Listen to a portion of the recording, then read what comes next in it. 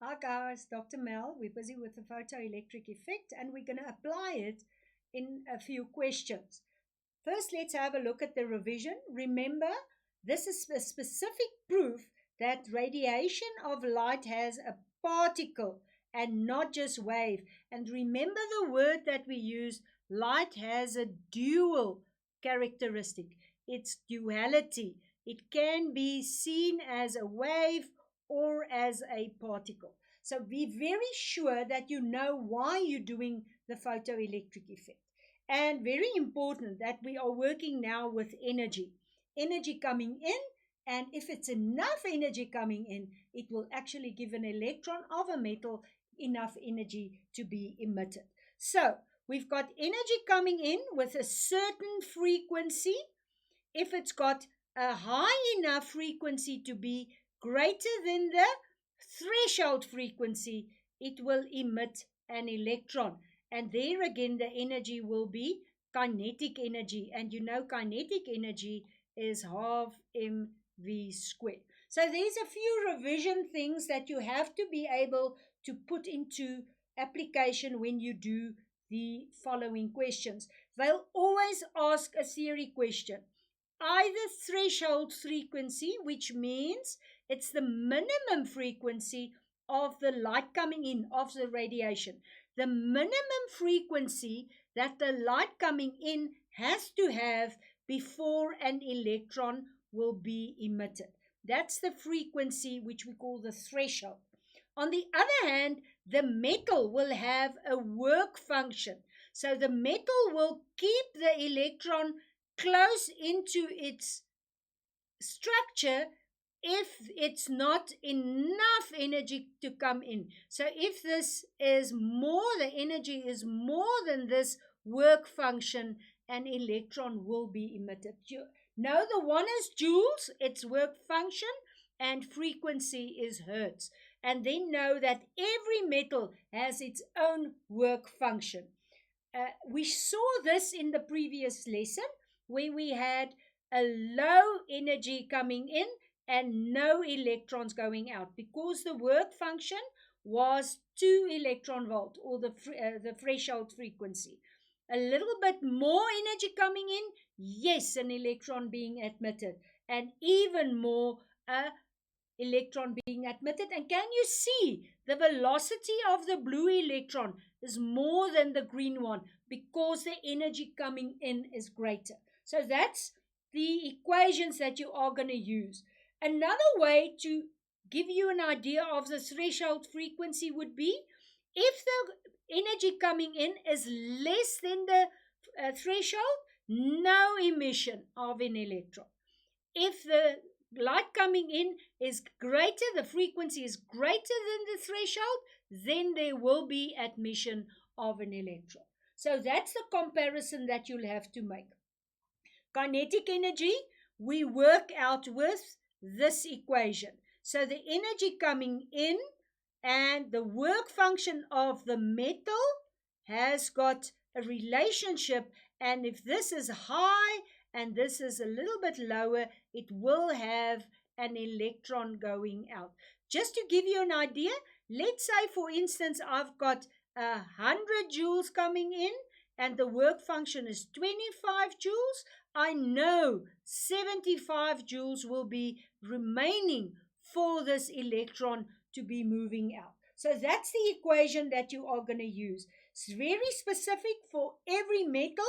Zinc here has got that threshold frequency. Silver has got that frequency as a threshold, and cesium has got that threshold. Remember that this is a 10 to the 14 scale, so silver will be 12 times 10 to the 14. Zinc will be 10.4 times 10 to the 14. A last note on this graph, remember that you can extrapolate. You can actually take this and draw the line up to where it crosses the y-axis, and you know this will be then your threshold. That's your threshold frequency, and that's the threshold of the metal, which we call the work function. So the work function is related to the threshold frequency. Right, let's have a look at a question. A learner is investigating this photoelectric effect of two different metals. They give me silver and sodium. Using light of different frequencies, the maximum kinetic energy of the emitted photoelectrons is plotted against frequency of light. And you can see this shown in the graphs. So I've got the maximum kinetic energy on my y-axis, and I've got the frequency on my x-axis. And you can see silver has got a threshold frequency there of 11.42 times 10 to the power of 14 hertz. And sodium has got a threshold frequency 5.94 times 10 to the 14 hertz. That's what you read from the graph. Important that you have a look at your axes and see specifically your scaling of your specific axes. They ask me a theory question always first. What is the term threshold? That will be the minimum threshold, the minimum frequency that a metal light will need to have an electron emitted. Minimum threshold, which means it has got to have some energy. Which metal, they asked me, is the larger work function, has a larger work function of sodium and silver? Now you can see I need more energy coming in because the threshold of silver is higher. So which one will have the larger work function? Obviously it will be silver because the threshold frequency is higher than, for instance, sodium. Second question. Name the physical constant represented by the slopes. So if I drew a graph like that and I wanted to calculate the slope, which is the gradient, you know gradient is always delta y over delta x, and in this case it is delta the ek over delta the frequency. Now if we have a look at this equation, we know E over F will be H, and this is exactly the same. E, the energy over the frequency, is the value H, which you know is the Planck's constant. Now that's the constant of Planck, and on your information sheet you'll find that value. Just use it accurately. Right, a final question. If light of the same frequency is shone on each of the metals, so we know we've got sodium and we've got silver, and light is shone on them, in which will the ejected photoelectrons have the larger maximum kinetic energy? Now let's go back to this. I know that light is coming in and energy will be used to take the electron away from the metal. But because sodium has got a lower value, you saw that value to be 5.94. 5.94 times 10 to the 14, that will be the value that will be lost.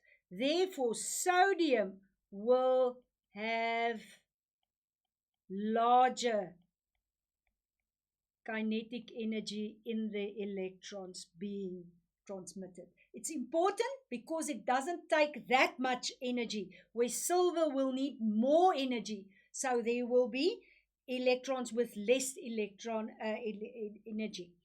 In a photoelectric experiment in question 2, blue light is obtained from a light bulb. So you see light bulb is emitting blue light, and that's shone on a metal plate and electrons are released. Now immediately you know now the energy coming in, it's on this metal, it is actually emitting electrons. So it is great enough energy going in. The wavelength of the blue light is, and they give me the wavelength, and the bulb is rated as 60, and that is 60 milliwatt.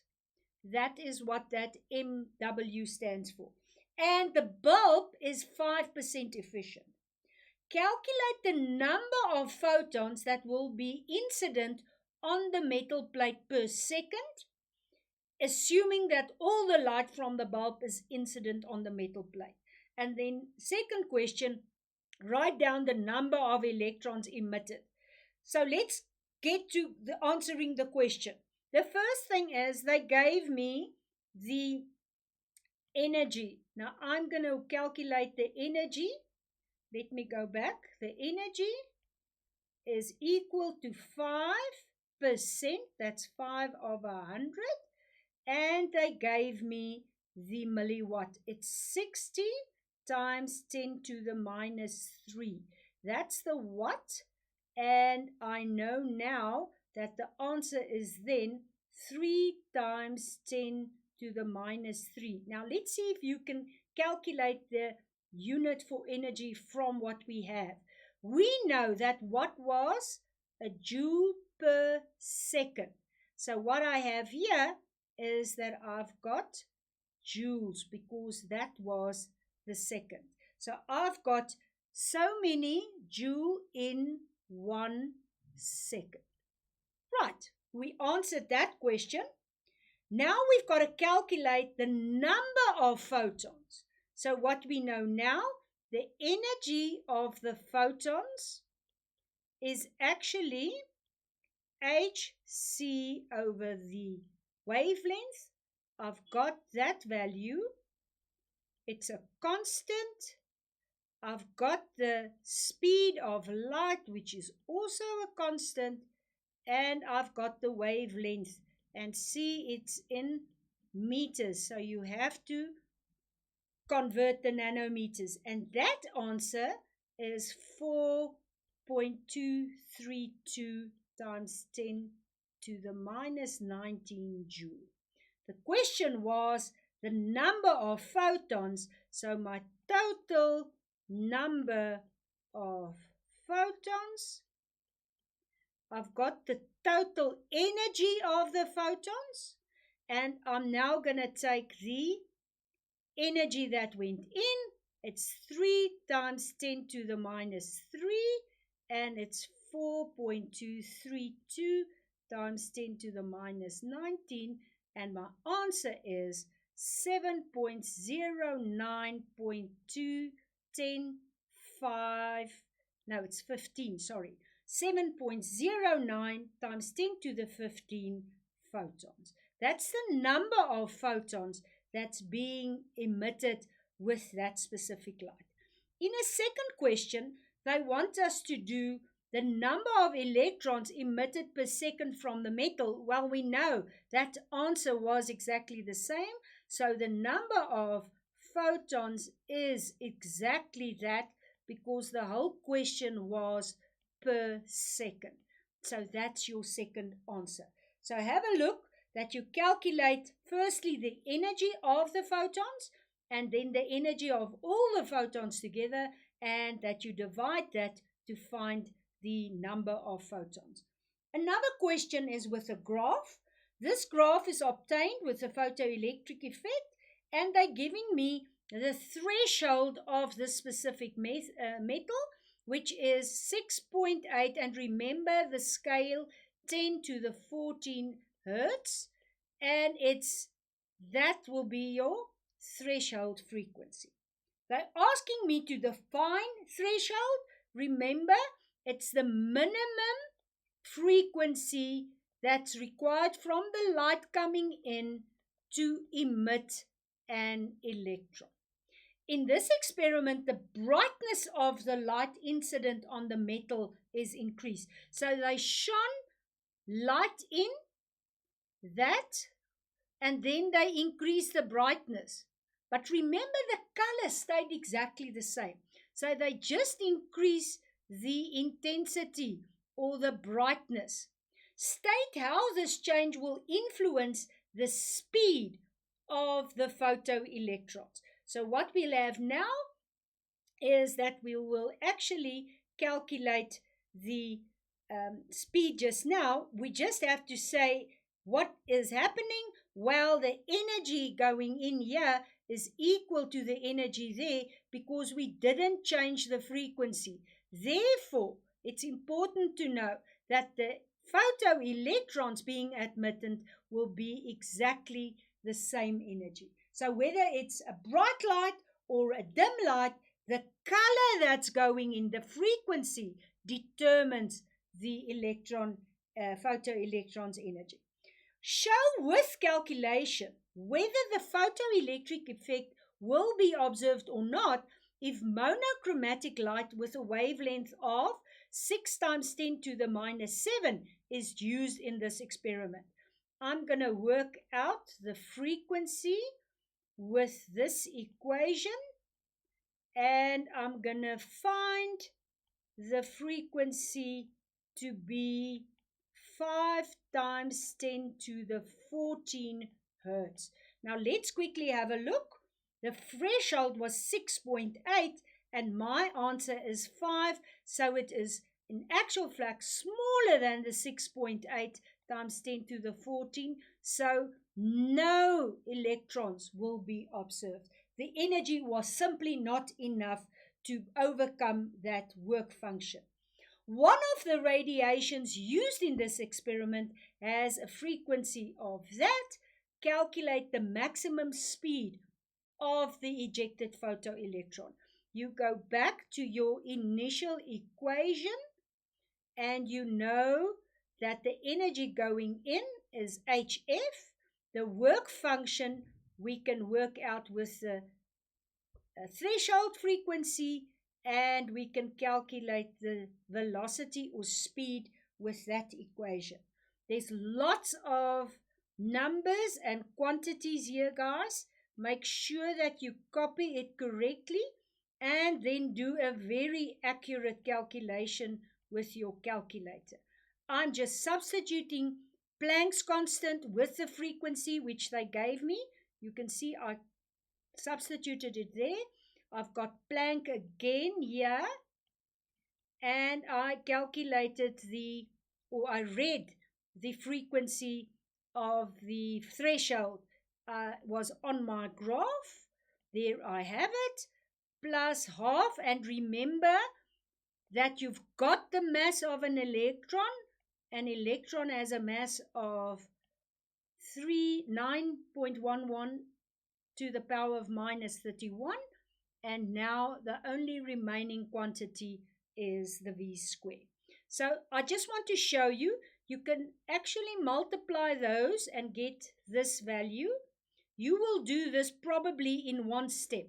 That you can calculate to find an answer of 45.084 and plus a half 9.11 times 10 to the minus 31 V square, and you will now get your answer to be V square 1.5456 times 10 to the minus 11.